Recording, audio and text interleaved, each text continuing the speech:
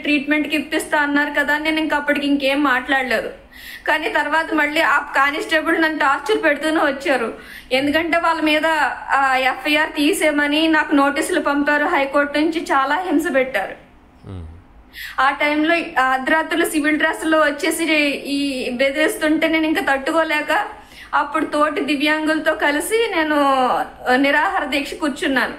నిరాహార దీక్ష కూర్చుంటే అర్ధరాత్రి 200-300 మంది బెటాలియన్ వచ్చి నన్ను, నా బిడ్డని, మా ఆయన్ని, మా వాళ్ళతో కూర్చున్న 8 మంది దివ్యాంగుల్ని ఈడ్చుకెళ్ళిపోయి కాకినాడ జీజీహెచ్ హాస్పిటల్లో ఒక చీకటి గదిలో పడేశారు. అక్కడ పిల్లకి కనీసం మిషన్స్ లేవు, మొత్తం దానికి మిషన్స్ మీద బతికేది. ఆ మిషన్స్ అన్ని పీకి పడేశారు.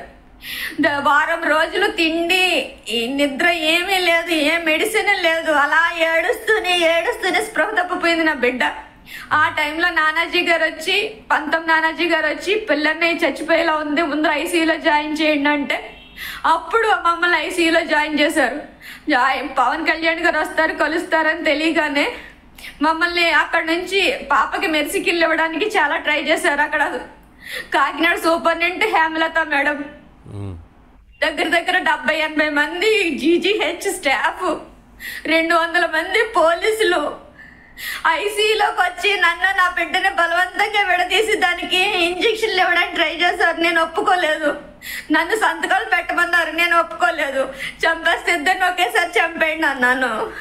అప్పుడు అర్ధరాత్రి నన్ను, మా ఆయన్ని, మా పాపని ఈడ్చుకుని వెళ్ళి అంబులెన్స్ లో పడేసి అర్ధరాత్రి వైజాగ్ మెంటల్ హాస్పిటల్లో అడ్మిట్ చేశారు. నాకు ఇంజక్షన్లు చేసేసారండి. పాప ఏమో ఆయనకు అన్కాన్షియస్ వెళ్ళిపోయింది. అక్కడ నుంచి చంద్రబాబు గారికి విషయం తెలిసి గండి బాబ్జీ గారిని, అనిత గారిని పంపించి మమ్మల్ని తీసుకెళ్లి శ్రీ భరత్ గారి హాస్పిటల్, గీతం హాస్పిటల్లో అడ్మిట్ చేశారు.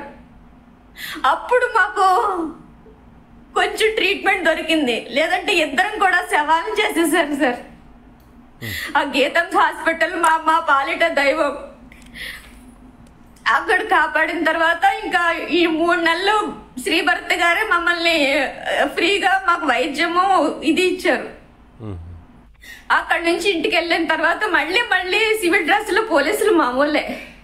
ఇంకా తట్టుకోలేక ఇదంతా జరిగాక కూడా పోలీసుల నుంచి వేధింపులు ఆగలేదు, ఇంకా వేధింపులు కొనసాగిస్తూనే ఉన్నారు. ఆగలేదండి, సివిల్ డ్రెస్ లో వచ్చి మరీ టార్చర్ పెట్టారు. అమ్మా ఏడవకండి, చెప్పండి.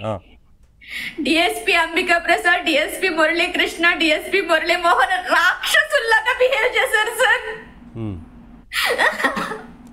పోలీసులు అంటే రక్షక భటులు అంటారు కాదండి, వాళ్ళు రాక్షసులు. నా బిడ్డ పాలిట మృత్యువులో తయారయ్యారు వాళ్ళు. ఈ రోజు బతికిన శవంలా